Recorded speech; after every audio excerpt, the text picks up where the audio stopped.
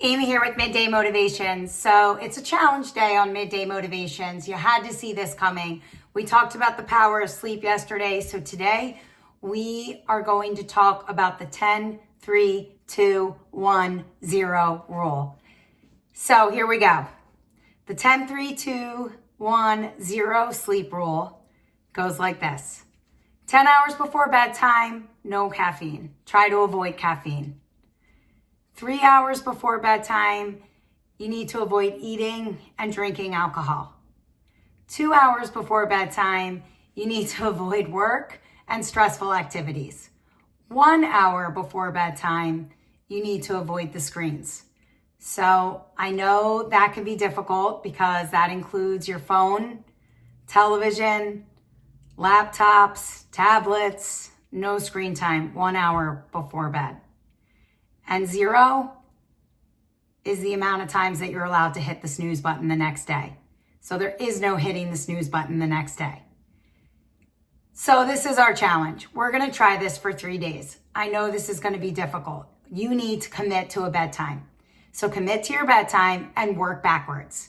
Okay? So 10 hours before in your day, you're going to have to think about no caffeine. Then 3 hours before bed, you're going to have to think about not eating and drinking. So you've got to schedule it in. You've got to commit to this. We're going to try this. Okay. I think it's doable. I really do. For me, I'm going to have to stop drinking my caffeine a little bit earlier during the day. So I'm just going to switch to water. The not eating and drinking 3 hours before bed, that's not going to be difficult for me during the week. On the weekends, it might be a little bit tougher, but I go to bed later, so I think that's also doable.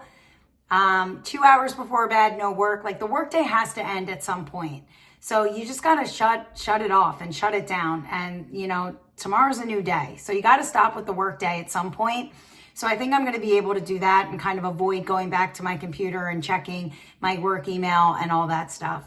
1 hour before bedtime, that's going to be a little bit difficult because I do like to watch a show at night to decompress, but it looks like I'm going to be finding a new book to read. So the 0 of hitting the snooze button, that's not difficult. I never hit my snooze button, right? Because the second I hit my snooze button, I've already started my day breaking a promise to myself, right? Because I've set my alarm for a reason and I don't want to break promises. You know how I feel about that. So this is our challenge. So I'm going to ask you to try it for 3 days. If you like it, I'm going to ask you to keep going with it because it takes a while to start a new habit.